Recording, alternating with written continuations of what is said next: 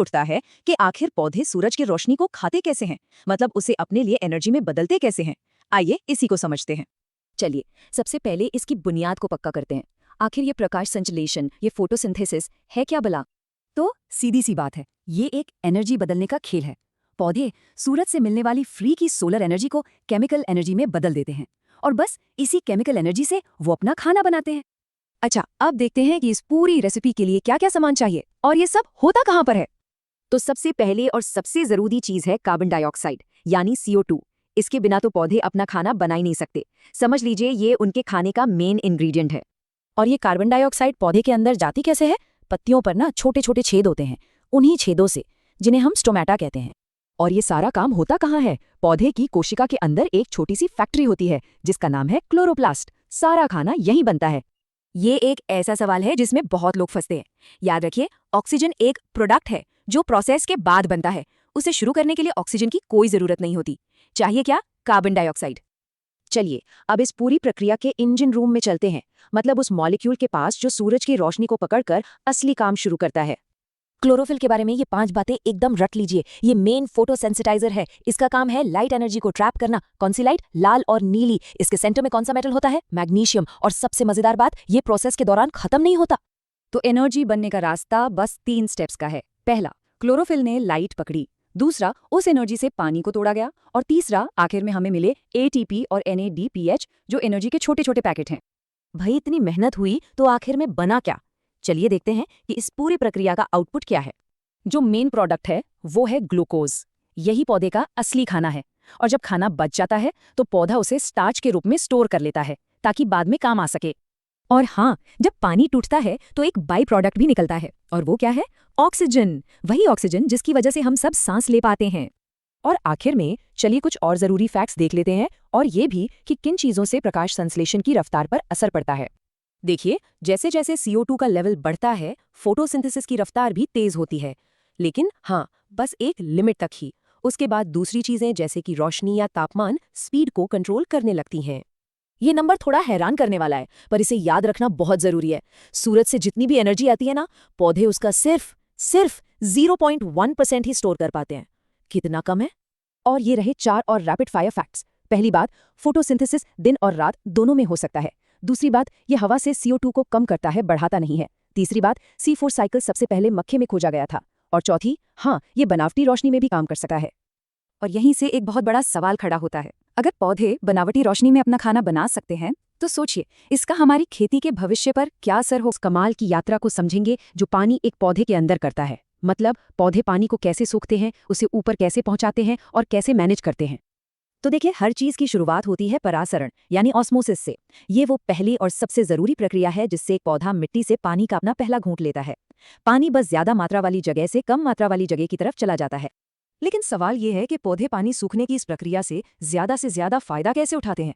इसका राज उनकी एक खास बनावट में छिपा है, और वो राज है रूट हेयर्स यानी जड़ के बाल। ये जड़ों से निकले छोटे छोटे धागे जैसे होते हैं जो सतह का एरिया, मतलब सरफेस एरिया, बहुत ज्यादा बढ़ा देते हैं। इसी वजह से पौधे अपनी पानी की ज्यादातर जरूरतें इन्हीं के जरिए पूरी कर पाते हैं। अच्छा, पानी जड़ों में तो आ गया, पर अब सोचिए ये पानी गुरुत्वाकर्षण के नियम को तोड़कर एक ऊंचे पेड़ की चोटी तक चढ़ता कैसे है। यहीं पर काम आता है ट्रांसपिरेशन पुल या वाष्पोत्सर्जन खिंचाव। होता यह है कि जब पत्तियों से पानी भाप बनकर उड़ता है तो वो एक सक्शन या खिंचाव पैदा करता है, बिल्कुल एक स्ट्रॉ की तरह। और यही खिंचाव पानी को जड़ से खींचकर एकदम ऊपर तक ले जाता है। और ये जो पूरी प्रक्रिया है ना, जिसमें पौधे पानी को भाप बनाकर वापस हवा में छोड़ते हैं, उसे इवापोट्रांसपिरेशन कहते हैं।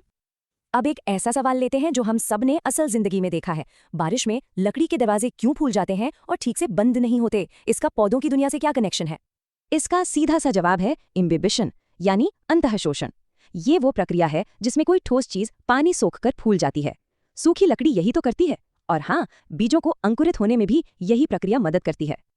चलिए अब जरा विषय बदलते हैं। अब देखते हैं कि पौधे अपने आसपास के माहौल पर कैसे रिएक्ट करते हैं और किस किस तरह के मूवमेंट या गति दिखाते हैं।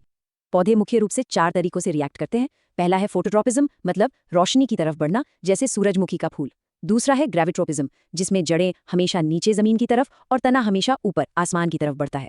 फिर आता है थीगोट्रोपिज्म, यानी छूने पर प्रतिक्रिया, जैसे कोई बेल सहारे से लिपटकर ऊपर चढ़ जाती है। और आखिर में है कीमोट्रोपिज्म, जो कुछ खास केमिकल्स के प्रति होने वाली गति है। अब एक बहुत ही जरूरी और काम की जानकारी की तरफ बढ़ते हैं जिसे याद रखना बहुत काम आ सकता है। ये बात अक्सर सुनने में आती है कि रात को पेड़ों के नीचे आखिरी बार एकदम तेजी से नजर डाल लेते हैं। इन खास शब्दों को दिमाग में बिठा लीजिए। पानी की यात्रा से जुड़े हैं osmosis, root hairs, transpiration pull, evapotranspiration और इम्बिबिशन, और पौधों के रिएक्शन से जुड़े हैं फोटोट्रोपिज्म, ग्रेविट्रोपिज्म, थिगोट्रोपिज्म और कीमोट्रोपिज्म। ये सारे कॉन्सेप्ट्स एक दूसरे से जुड़े हुए हैं। और आखिर में बस एक सवाल, जरा सोचिए, ये जो प्रक्रिया, पौधे अपने माहौल में जिंदा कैसे रहते हैं? तो चलिए बिल्कुल तेजी से आगे बढ़ते हैं। अच्छा, तो पहला सेक्शन आ गया है प्लांट हार्मोन्स।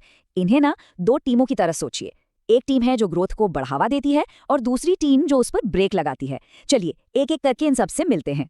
एग्जाम्स में ना सबसे कॉमन ट्रिक यही होती है, अजीब अजीब ऑप्शन देकर कंफ्यूज करना। तो सबसे पहले ये बिल्कुल क्लियर कर लेते हैं कि क्या प्लांट हार्मोन नहीं है। इंसुलिन, ये तो ह्यूमन हार्मोन है, और कैल्शियम, वो एक एलिमेंट है। तो इन दोनों का पौधों के हार्मोन से कोई लेना देना नहीं है। सिंपल। तो अब देखते हैं इन दो टीमों को। बिल्कुल साफ साफ डिवीजन है यहाँ। एक तरफ हैं ग्रोथ प्रमोटर्स यानी ऑक्सिन, जिबरेलिन और साइटोकाइनिन। ये लोग ग्रोथ को स्पीड अप करते हैं। और दूसरी तरफ है अकेले ग्रोथ इनहिबिटर, एब्सिसिक एसिड। इसका काम है बिल्कुल सही समय पर ब्रेक लगाना। चलिए प्रोमोटर्स टीम से थोड़ी और जान पहचान करते हैं। देखिए, ऑक्सिन और जिबरेलिन, इन दोनों का काम है सेल इलोंगेशन, मतलब सेल्स को लंबा करना। लेकिन साइटोकाइनिन थोड़ा अलग है। इसका मेन काम है सेल डिवीजन को प्रोमोट करना और हाँ, पौधे को जल्दी बूढ़ा होने से रोकना। अब आते हैं इनहिबिटर पर, एब्सिसिक एसिड, जिसे हम शॉर्ट में ए भी कहते हैं। ये ना एक तरह से पौधे का सेफ्टी मैनेजर है। जब हालात ठीक नहीं होते तो ये ग्रोथ को स्लो कर देता है। बीजों को बोलता है कि भाई अभी रुको, सही टाइम आने दो। और पानी बचाने के लिए स्टोमेटा यानी पत्तियों के छोटे छोटे पोर्स, उन्हें बंद कर देता है। बहुत जरूरी काम है इसका। अच्छा, अब एक क्विक क्वेश्चन, ये एग्जाम्स में बहुत बार आता है। एक ऐसा हार्मोन है जो बाकियों से बिल्कुल अलग है, यूनिक है। क्यों? क्योंकि वो एक गैस है। जरा सोचिए कौन सा हो सकता है? बिल्कुल सही जवाब है एथिलीन। ये इकलौता प्लांट हार्मोन है जो गैस फॉर्म में होता है, और इसी वजह से ये पौधे के अंदर और बाहर दोनों तरफ आसानी से फैल सकता है। तो सवाल ये है कि ये गैस आखिर करती क्या है? इसके दो मेन काम हैं जो बिल्कुल याद रखने हैं। पहला, फ्रूट राइपनिंग यानी फलों को पकाना। वो जो कहते हैं ना कि एक पका हुआ केला बाकी केलों को भी पका देता है, वो इसी एथिलीन गैस की वजह से होता है। और दूसरा, ये कुछ पौधों में फूलों का जेंडर भी डिसाइड कर सकता है। काफी इंटरेस्टिंग, अहम। ऑलराइट, हार्मोन्स हो गए। अब थोड़ा गियर चेंज करते हैं और अपने दूसरे टॉपिक पर आते हैं, प्लांट अडेप्टेशंस। यहाँ हम ये देखेंगे कि अलग अलग पौधे अपने यूनिक एनवायरनमेंट में सर्वाइव करने के लिए कैसे इवॉल्व हुए हैं या खुद को कैसे बदला है। शुरुआत करते हैं जीरोफाइट से। जैसा कि नाम में ही जीरो यानी ड्राई है, ये वो प्लांट्स हैं जो एकदम सूखी जगहों जैसे रेगिस्तान में रहने के एक्सपर्ट होते हैं, जहाँ पानी की बहुत बहुत कमी होती है। तो इन जीरोफाइट्स को पहचानेंगे कैसे? इनकी एक बहुत कॉमन निशानी है, ये अक्सर सक्यूलेंट होते हैं, मतलब मांसल या गूदेदार। इसका सबसे बढ़िया एग्जाम्पल है कैक्टस। ये अपने मोटे मोटे तनों में पानी स्टोर करके रखते हैं ताकि मुश्किल वक्त में काम आए। ये स्लाइड तो समझ लीजिए रिवीजन के लिए गोल्ड माइन है, एकदम चीट शीट। चलिए फटाफट देखते हैं। हेलोफाइट्स, ये उगते हैं नमकीन मिट्टी में। हाइड्रोफाइट्स, हाइड्रो यानी पानी, तो ये पानी में रहते हैं।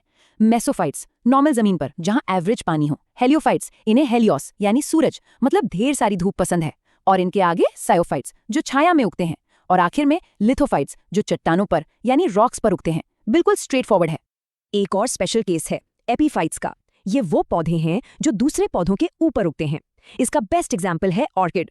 लेकिन यहाँ एक बहुत जरूरी बात याद रखने की है, ये पैरासाइट नहीं होते। ये अपने होस्ट प्लांट से खाना नहीं चुराते, सिर्फ मैकेनिकल सपोर्ट के लिए, मतलब सिर्फ सहारे के लिए उन पर रहते हैं। वाह, काफी तेजी से हमने बहुत कुछ कवर कर लिया। तो चलिए अब सब कुछ लॉक कर लेते हैं, देख लेते हैं सबसे जरूरी पॉइंट्स जो बिल्कुल भूलने नहीं है। तो की टेकअवेज क्या हैं? पॉइंट नंबर 1, हार्मोन्स में प्रमोटर्स ग्रोथ को आगे बढ़ाते हैं और इनहिबिटर्स जैसे एबीए उस पर ब्रेक लगाते हैं। पॉइंट नंबर 2, एथिलीन वो गैस है जो फलों को पकाती है। और पॉइंट नंबर 3, अडेप्टेशंस में पौधे के नाम का सफिक्स फाइट उसका घर बताता है। जैसे हेलोफाइट मतलब सॉल्ट, हाइड्रोफाइट मतलब वाटर। देखा कितना सिंपल है। और जाते जाते एक आखिरी सवाल, जरा सोचिए इस पर। अगर पूरे प्लांट किंगडम में से सर्वाइवल के लिए सबसे जरूरी सिर्फ एक पौधों को असल में कौन से तत्व मिल रहे होते हैं? इसे याद रखिएगा, जिप्सम देता है दो बहुत जरूरी चीजें, सल्फर और कैल्शियम। दोनों ही पौधों की ग्रोथ के लिए बहुत जरूरी हैं। चलिए अब आते हैं एक बहुत ही जरूरी न्यूट्रिएंट पर, नाइट्रोजन। ये पौधों के लिए लिटरली जीने मरने का सवाल है, और इसे पाने का जो पूरा प्रोसेस है ना, वो बड़ा कमाल का है। देखिए, हवा में 78% नाइट्रोजन है, पर पौधे उसे सीधे सीधे यूज नहीं कर सकते। तो सवाल यह है कि वो इसे लेते किस फॉर्म में है? और इसका सही जवाब है नाइट्रेट के रूप में। पौधे अपनी जड़ों से नाइट्रोजन को मेनली नाइट्रेट की शक्ल में ही सोखते हैं। ये शब्द एग्जाम के लिए बहुत बहुत जरूरी है। और ये जो कन्वर्जन है ना, हवा की नाइट्रोजन को यूज करने लायक नाइट्रेट में बदलने का, ये एक कमाल के बायोलॉजिकल प्रोसेस से होता है। इसे कहते हैं नाइट्रोजन फिक्सेशन। यहाँ एक बहुत जरूरी बात समझनी है जहाँ अक्सर गलती होती है। देखिए, फलीदार फसलें और ब्लू ग्रीन एल्गी ये तो नाइट्रोजन फिक्स करते हैं, लेकिन माइकोराइजा जो एक फंगस है वो ये काम नहीं करता। इसे जरूर याद रखिएगा। अच्छा, इन फलीदार पौधों में ये जो प्रोसेस होता है उसके लिए एक खास लाल रंग का मॉलिक्यूल चाहिए होता है। क्या नाम है उसका? इसका नाम है लेग हीमोग्लोबिन। इसका काम है ऑक्सीजन को कंट्रोल करना, ताकि नाइट्रोजन फिक्स करने वाले एंजाइम अपना काम आराम से कर सकें। कभी सोचा है कि दालें, चने, मटर ये सब प्रोटीन से इतने भरे हुए क्यों होते हैं? इसका सीधा कनेक्शन नाइट्रोजन से ही है। सिंपल सी बात है, क्योंकि ये पौधे नाइट्रोजन को बड़ी आसानी से हासिल कर लेते हैं और नाइट्रोजन प्रोटीन बनाने का मेन बिल्डिंग ब्लॉक है, इसलिए इनमें खूब सारा प्रोटीन बनता है। पर सोचिए, अगर मिट्टी में ही नाइट्रोजन की कमी हो तो? नेचर के पास इसका भी एक बड़ा ही ड्रामेटिक सोल्यूशन है। जी हाँ, हम दो मेन ग्रुप्स में बांटते हैं इस बेसिस पर कि कितनी मात्रा में चाहिए, मैक्रो और माइक्रो। ये रही पूरी लिस्ट। बाईं तरफ है मैक्रोन्यूट्रिएंट्स जैसे कार्बन, नाइट्रोजन, कैल्शियम, जिनकी जरूरत ज्यादा होती है। और दाईं तरफ है माइक्रोन्यूट्रिएंट्स जैसे जिंक, कॉपर, आयरन, जिनकी जरूरत तो बहुत कम होती है, पर इनके बिना काम नहीं चलता। चलिए, दो कॉमन कंफ्यूजन्स को यहीं दूर कर लेते हैं। पहला, सल्फर माइक्रोन्यूट्रिएंट नहीं है, ये एक मैक्रोन्यूट्रिएंट है। और दूसरा, सोडियम पौधों के लिए जरूरी माइक्रोन्यूट्रिएंट नहीं माना जाता। ये छोटी छोटी बातें नंबर बचा सकती हैं। एक और सवाल, सारे जरूरी माइक्रोन्यूट्रिएंट्स में से ऐसा कौन सा है जिसकी जरूरत पौधों को सबसे कम मात्रा में होती है? और जवाब है जिंक। मात्रा सबसे कम पर इंपॉर्टेंस पूरी। ठीक है, ये सब तो जान लिया, पर इसका असली दुनिया में क्या काम है? जब इन न्यूट्रिएंट्स की कमी होती है तो पौधे हमें कुछ सिग्नल्स देते हैं, कुछ लक्षण दिखाते हैं। चलिए इन संकेतों को पढ़ना सीखते हैं। यहाँ नाइट्रोजन और सल्फर की कमी में एक बहुत बड़ा फर्क है जिस पर ध्यान देना जरूरी है। नाइट्रोजन की कमी के लक्षण पहले पुरानी यानी नीचे की पत्तियों पर दिखते हैं, वहीं सल्फर की कमी के लक्षण सबसे पहले नई यानी ऊपर की पत्तियों पर नजर आते हैं। ये पहचान के लिए एक बड़ा क्लू है। और अब आखिर में एक बड़ा सवाल, ये जो हमने छोटी छोटी बातें की, ये सब मिलकर एक बहुत बड़ी तस्वीर बनाती हैं। सोचिए, खेती में अगर सिर्फ एक न्यूट्रिएंट का बैलेंस बिगड़ तो सबसे पहला सवाल जो दिमाग में आता है, आखिर ये पौधों में बीमारियां फैलती कैसे हैं? मतलब एक पौधे से दूसरे पौधे तक पहुंचती कैसे हैं? देखिए, इसके कई तरीके हैं। सोचिए जरा, पक्षी इन्हें फैला सकते हैं, हवा के साथ ये उड़कर जा सकती हैं, बारिश की बूंदों में बहकर, और हाँ, धूल के कण भी बीमारियों को एक जगह से दूसरी जगह ले जाते हैं। अच्छा, अब आते हैं एक बहुत ही इंपॉर्टेंट टॉपिक पर, फंगस से होने वाली बीमारियां। इनसे जुड़े सवाल एग्जाम्स में अक्सर दिख जाते हैं, तो इस पर थोड़ा खास ध्यान देंगे। तो सबसे पहला नाम है करनाल बंट। देखते हैं ये है क्या और किस फसल से जुड़ा है। देखिए, यहां 3 चीजें बिल्कुल साफ साफ याद रखनी है। बीमारी का नाम करनाल बंट, किस फसल में, गेहूं में, और इसका कारण टिलेटिया इंडिका नाम का एक फंगस। बस करनाल बंट, गेहूं और टिलेटिया, ये तीनों नाम एक साथ जोड़ लीजिए। अगला नाम है अर्गोटिज्म। अब ये सीधे सीधे पौधे की बीमारी नहीं है, लेकिन इसका कनेक्शन पौधों से ही है। कैसे? चलिए देखते हैं। तो होता यह है कि एर्गोटिज्म इंसानों को होता है, लेकिन होता तब है जब वो कोई ऐसा अनाज खा लें जो क्लेविसेप्स पर्प्यूरिया नाम के फंगस से इन्फेक्टेड हो। तो चेन कैसी है? फंगस, फिर अनाज और फिर इंसान। ओके, अगली बीमारी ये काफी कॉमन है, टिक्का रोग। टिक्का रोग का नाम सुनते ही मूंगफली याद आनी चाहिए। ये मूंगफली की फसल के लिए बहुत खतरनाक है। इसकी पहचान होती है पत्तियों पर धब्बों से, और ये प्रोडक्शन को बहुत बुरी तरह से गिरा देता है। चलिए अब बात करते हैं डायबैक रोग की। ये बीमारी खासतौर पर नीम के पेड़ को टारगेट करती है, और इसके पीछे जो फंगस है उसका नाम है फोमोप्सिस अज़ाडिरेक्टा। तो बस डायबैक मतलब नीम और कारण है फोमोप्सिस, एकदम सीधा कनेक्शन। अब यहाँ एक बहुत जरूरी पॉइंट है जहां अक्सर कंफ्यूजन होता है। आलू की 2 बीमारियां, जो मशहूर आयरिश शकाल हुआ था, वो लेट ब्लाइट यानी पछेती झुलसा की वजह से हुआ था, और इसका कारण था फाइटोफिथोरा इन्फेस्टेंस फंगस। अर्ली ब्लाइट या अगेती झुलसा आलू की ही एक दूसरी अलग बीमारी है, तो इन दोनों में कंफ्यूज नहीं होना है। बिल्कुल वैसे कुछ और नाम हैं जो कंफ्यूज करते हैं। रस्ट, जिसे हम गेरुई रोग भी कहते हैं, ये गेहूं से जुड़ा है। और फॉल्स स्मट रोग, ये चावल में होता है, जौ में नहीं। ये छोटी सी डिटेल एग्जाम में बहुत काम आ सकती है। अच्छा, अभी तक तो हम फंगस जैसे बाहरी दुश्मनों की बात कर रहे थे, पर क्या आप जानते हैं कि बीमारियां पौधे के अंदर से भी हो सकती हैं? जी हां, पोषक तत्वों की कमी से। जैसे कि जिंक को ले लीजिए, बहुत जरूरी न्यूट्रिएंट है। अगर इसकी कमी हो जाए तो धान यानी चावल में होता है खैरा रोग, और मक्के की फसल में उसमें होता है व्हाइट बड रोग। देखिए, कमी एक ही तत्व की है, लेकिन अलग अलग फसल में बीमारी का नाम अलग है। चलिए अब तैयार हो जाइए एक रैपिड फायर राउंड के लिए। कुछ और जरूरी फैक्ट्स फटाफट। हाइड्रोपोनिक्स, ये क्या है? एकदम आसान भाषा में कहें तो बिना मिट्टी की खेती। पौधों को सीधे पानी में पोषक तत्व दे दिए जाते हैं। सोचकर देखिए, भविष्य की खेती शहरों में या शायद मंगल पर भी। अब बात करते हैं माइकोराइजा की। ये एक तरह की दोस्ती है फंगस और पौधे की जड़ों के बीच। फंगस पौधे को न्यूट्रिएंट सोखने में मदद करता है और बदले में पौधा उसे खाना देता है। मतलब विन विन सिचुएशन। अब एक वायरल बीमारी देखते हैं। ये भिंडी की फसल को बहुत नुकसान पहुंचाती है। नाम है येलो वेन मोज़ैक या पीली शिरा मोज़ैक। तो ये भिंडी की एक सीरियस बीमारी है। और इसे फैलाता कौन है? इसे फैलाती है सफ़ेद मक्खी। तो यहाँ फसल, बीमारी और उसका वाहक तीनों जरूरी हैं।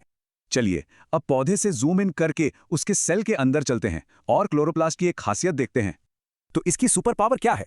क्लोरोप्लास्ट जो सेल का किचन है वो खुद को रेप्लिकेट कर सकता है, मतलब अपनी कॉपी बना सकता है। और ऐसा क्यों कर पाता है? क्योंकि उसके पास अपना खुद का डीएनए और आरएनए होता है। अब एक बड़ा ही इंटरेस्टिंग सवाल है जो बायोलॉजी और एग्रीकल्चर को जोड़ता है। ऐसा कौन सा ह्यूमन हार्मोन है जिसका मिसयूज एग्रीकल्चर में होता है? और इसका जवाब है ऑक्सीटोसिन। हमने देखा कि फंगस करनाल बंट और रस्ट जैसी बीमारियां भी फैलाता है